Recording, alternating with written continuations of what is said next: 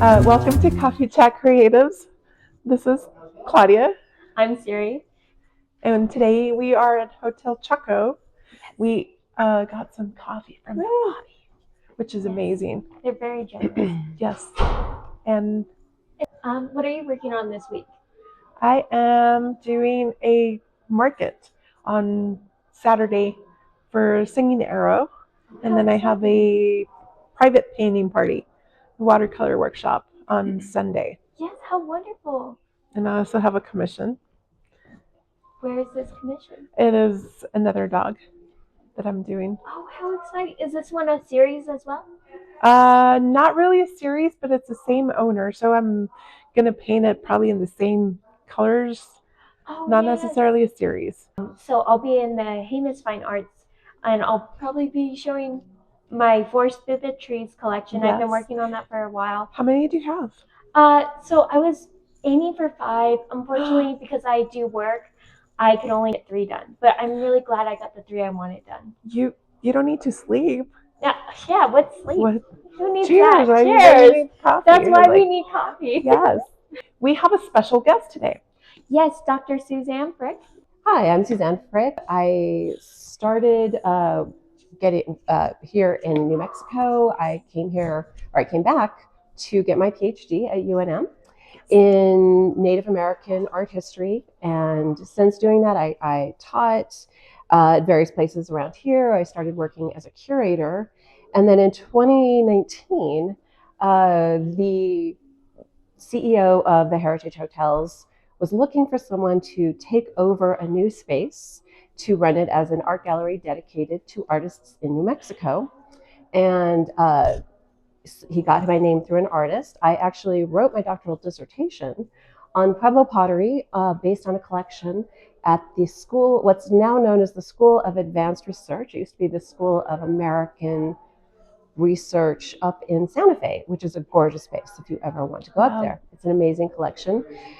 And then since then, I've been working much more on Native contemporary art and writing. I've done various projects, both curatorially and in writing. For example, I curated a show of the work of 10 Native photographers called As We See It, which I thought, geez, these are amazing artists. They have such great ideas. And so I ended up interviewing each of the artists, and that turned into a book. Oh, wow. Which you can purchase from the gallery. So, but yeah, it was 2019, the end of 2019, I was invited in, and frankly, it seemed like a no-brainer. The hotel was bustling, so much was happening. What could go wrong? Nothing. What could hinder success of an art gallery? And yeah, we had a big show planned for May of 2020. And the story, you know the story. I know. So we kind of everything. The world stopped. Yes. It was such a strange time to remember. It almost feels like a dream. Yeah, or a nightmare. But you know, we're hanging in there, and we're trying to grow. We keep trying to build our base. Yeah, it's been an interesting challenge in the art world. So you don't consider yourself an artist? Oh, not at all. No, I don't do, well, I'm not a visual artist. I do a lot of writing. It is, you know, the word art, the word artist is kind of tricky, but I definitely don't do visual art. I don't have that passion. I don't have that drive. Okay. I do get inspired to write things, which is interesting because I actually kind of hate sitting down and writing. It really, yeah, kind of makes my brain hurt. It's very frustrating. I end up eating way too much junk food and then feeling awful later. And I love that. But there is nothing better than having written. Yes. Having it done. Yeah, that is hilarious. Because like I hated writing. Yes. But I'm not an author. But obviously, I can imagine a lot of people that are a lot of artists that are like doodling and not really writing. So I am curious. Tricky. You mentioned you wrote a book. What is the name of that book? It's called As We See It. Yeah, it's As We See It. It's interviews with 10 contemporary Native artists, and there's a few essays in it as well. Yes. It's based on a show that I curated in 2014. Okay. It was for the Russian consulate back when we were all being friendly and nice, and they're so appreciative of the culture. I ended up doing, I think, 5 shows that traveled to Russia, a few projects, fabulous local artist to Albuquerque. Her name's Nani Basha Khan, who has, not only does she have a beautiful mural at the Albuquerque Museum right now, but she is included in this year's Whitney Biennial. She did these gorgeous pieces. So shout out to Nani. We were able to get a commission for her to go to a small town in Russia. I think it was Izhevsk. And she created this gorgeous mural. And she said that while she was there, people would stop by and talk to her, bring her food, take her, it was. That is beautiful. And you're so well traveled. If you could go and just pick a country to stay a year in, where would it be? Oh, that's a hard choice. Yes. That is hard. That is hard. Top 3. A long time, so it's kind of hard to think. I might go back to France. So my father taught history at the New Mexico State University from 1969 through, I think, 2000. And sadly, he... Oh, yeah. We would spend summers there. And not that my French shows it, but yeah, I try. Oh, wow. So that would be fun, but I don't want to be so Eurocentric. It's hard. It'd be fun to go. I would love to go learn a little more Spanish. It's very embarrassing to live here and have such rudimentary Spanish. It's hard. Everyone here speaks very fast. So if you're trying to go to Mexico. Mexico, we speak a lot slower. I will try. I have been through Mexico a few times, and I love it. It's great. Where else would I really do love to travel to new places and see things, so it's hard to pick. But I'm also very passionate about my work. So when I think of my goals in the future, it's like, well, I want to finish this book. I want to turn my dissertation into a book, which will be a whole reconfiguration. And I just have a whole list in my head of things I'm supposed to do before I die. So I have questions. As a curator or gallery owner, what do you look for in artists? That is a very good question, and kind of 2 separate questions. So, if I'm curating a show, it's really about the theme of that show and finding the perfect work to go in there that articulates the theme. So as a curator, it's really staying true to that. One thing I will say is when you are I am not native, when you're not native and you're working in the field of native art, so important to really listen. So we met with each of the artists and we chatted with them for at least an hour, sometimes more. One of the things I really learned on that was one of our curators, Kristen Dorsey, who is native. She said, you can't cut off the artists at 1 hour, even though the Zoom meeting, museums are used to this. Now we're done. Yes. But she said, no, you need to stay with the artists till they're ready, till they're done. And it's something I really took to heart. Looking for that 1 or 2 pieces. In the gallery, it's much more about what is the artist working on now? How can we create a good display of it? How can we highlight it? What do we think our clients will like? So I'm always looking for something that speaks to New Mexico culture, but is new, but I haven't seen before. Now, it could be something we have so it can be something very historic, but it can also be something really new. Yes. So I'm just always looking for that thing that hits me right. And it's a lot of trial and error in the gallery because we go through things so much more quickly than you would. How often do you have shows? We do a new show every 2 months, but we don't do the whole. We're a little bit different. So we are located inside of Hotel Chaco, which is this new burgeoning area. The sawmill opened in 2020, right after I guess we weren't officially open when it was open. But we cater to a lot of the clientele at the hotel. So that being said, to take everything down and put up the work of one artist doesn't really serve that client base. They want to see a range. They want to see a lot of different things. So we are constantly adjusting things. But we bring in new work every 2 months. We have a show based on a theme. The last thing we had was called As Told To By. And I was thinking about the idea of perspective.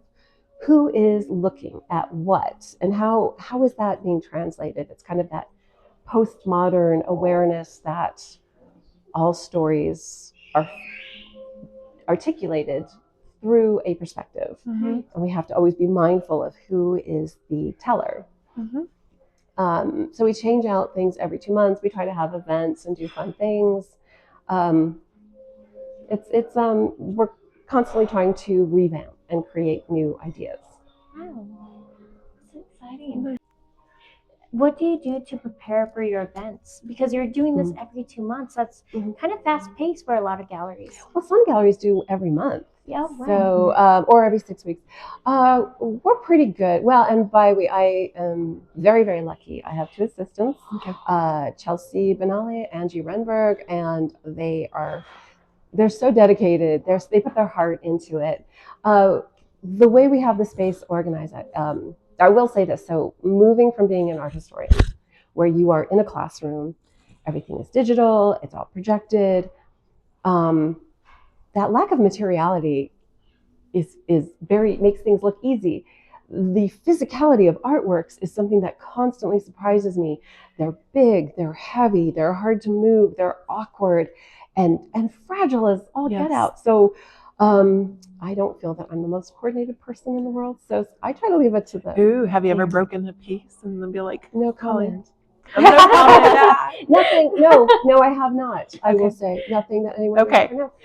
Oops, I dropped coffee on it. Oh no. Oh no. Obviously, the safety of the work is paramount to us. The fact that artists will take their hard work. You guys are artists. You know how much you put into your pieces. Yes. Bring them to us. Trust us with your beautiful pieces. I never take that for granted.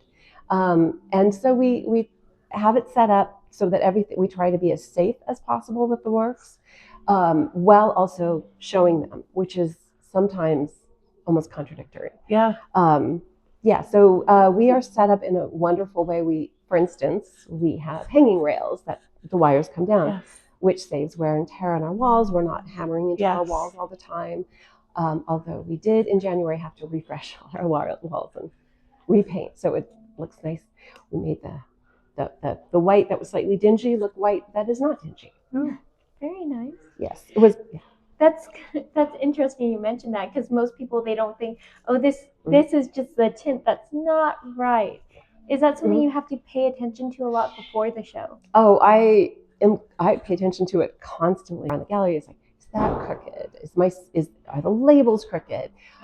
Is everything? Is there dust on the floor? Especially in windy New Mexico. You open the door and leaves just flow on in.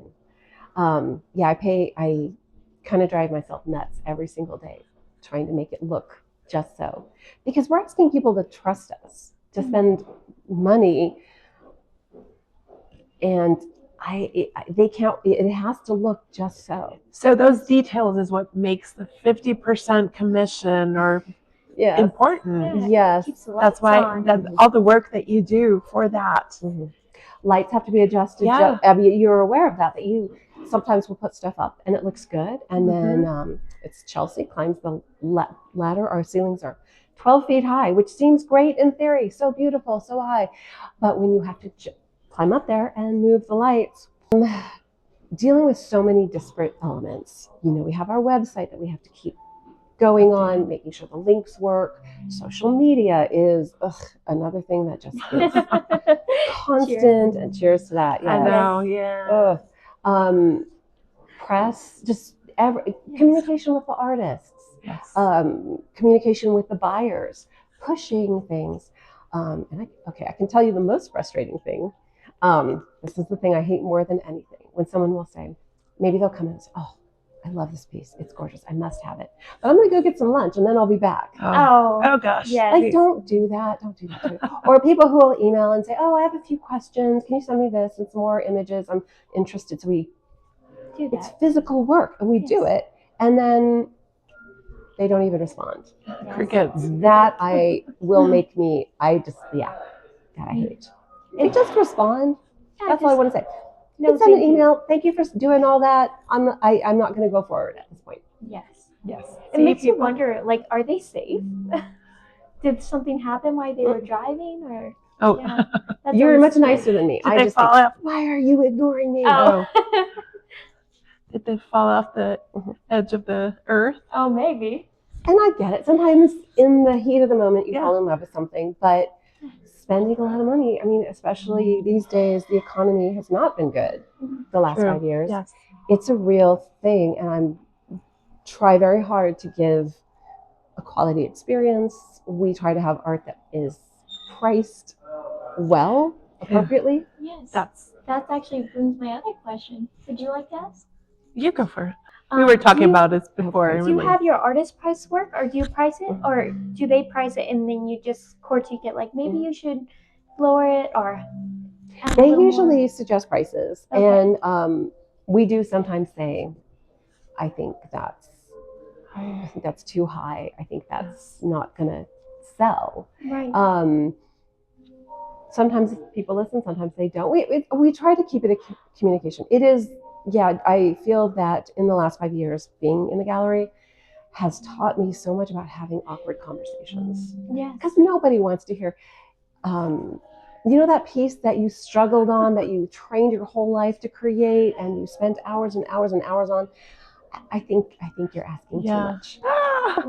Price in art, it's I've already said I'm a nerd. I don't know if there are any Douglas Adams fans out there, but he had a concept, and it comes to my mind often, and I think it's from Restaurant at the End of the Universe, and it's called bistro math. And basically the idea is that in a bistro, there's numbers are so fungible. How many people are going to show, how many people are in the reservation, what time will they show up, what time do they actually show up, how many people are there? No relationship. And that's the same thing in the art world. Yeah, the podcast So I of have- New Mexico and not talk about green chili. I know. We have one question left. You're an art historian, and before we started the podcast, I asked you about that, and you were like, "Oh, my dad's a historian." We kind of have this like little rival about it, which I thought was adorable. But your answer was so well spoken. Would you mind, like, you don't have to repeat verbatim, but So yeah, historian. When you read history, it's the story of power. It's the story of conflict. It's people beating each other up to the extent of their technological abilities from the beginning of time. And every conflict and how people are vying, wars and political structures. Now, art history is more about what happens in between when people aren't fighting and they have the space to create culture, to spend money on things that are meaningful to our brains. I mean, think about our brains. Our brains are wired for patterns. Our brains require culture. I mean, during the pandemic, how many people would sacrifice luxurious food things in order to keep like a cable subscription or getting a movie, music? All of those things are, I truly believe what makes us humans. It's not that we are knowers. We are storytellers. We are pattern makers. We require that to be fulfilled. So yeah, I mean, history books to me would just drive me nuts. It's all like, and then they invaded blah blah blah, and then this person had the crossbow, so they blah blah blah. Oh, it's awful. It's just awful. It's just people being horrible to each other and chopping each other into little pieces, which sadly also seems to be wired into our DNA because it seems to keep happening. But then art, I think maybe it's just me. Go see a work of art and then you realize, wow, this is human potential. And for me, it kind of dates back. So I have that experience from time to time. I'll see something. I saw something. I was just on my trip. I saw a series of paintings by Cy Twombly, of all people. Yeah. Scribble guy. Not an artist I had ever loved, didn't hate him, didn't love him. He did a series based on the Trojan War. And the whole thing was about, for me, anger. And I walked into that room and it made me so cognizant of how, especially in this last 18 months, anger has been such a default emotion in my soul. And how, what is the Trojan War about? It's about war, anger. What is the first line? What is it? Sing muse of the anger of Achilles. That's what it's about. He got angry. And then how many people died in this story? Right. Like almost everybody died. Anyway, I just realized then, like, this is why we need art as people, because he externalized what I felt in my soul in a way that I didn't even know was possible. Okay. That's lovely. That's deep. Yes. It was so profound. And I, you know, carrying that much anger. I mean, I can't say daily life isn't making me angry here, but I feel like but that's how you connect with art today. Yeah. You see, maybe you see anger, you see protest, beauty. you see other, and beauty. Yes. And beauty that's makes you realize our potential. Yes. Why are we stuck here in this anger space when we should be pushing forward to things that are beautiful, creative, and art doesn't need to, like Cy Twombly, not the prettiest artist. Haven't seen a photo of him. Sorry, yes. The art itself, it's not meant to be pretty. Yes. It's meant to move you. Yes. Never would have thought a big red scribble would knock me over like that. So that is amazing. Beautiful. Yeah. Philadelphia Art Museum, gotta shout out to them. Yes. Oh Awesome. Wow. Okay. So we always make this question. Oh boy. Careful. I know. Red or green? Green. I'm a Las Cruces girl. I love her. We grew up in Las Cruces, near Hatch. Yes. When I was a kid, we used to go out to Hatch. We used to pick chilies by hand. Really? We used to because this was the days before the spinny rotary thing that would roast them, peel seeds, then use that seal a meal thing and put them in the freezer to use later. And your hands would be burning for days. Yes. And green all the way. I mean, reds, it's not bad, but it's no green. There we go. It's no Hatch green. Okay. Yes. I'm sorry. You're a Christmas. On Christmas, I'll do Christmas sometimes. Thank you. Variety. Yes. We got it.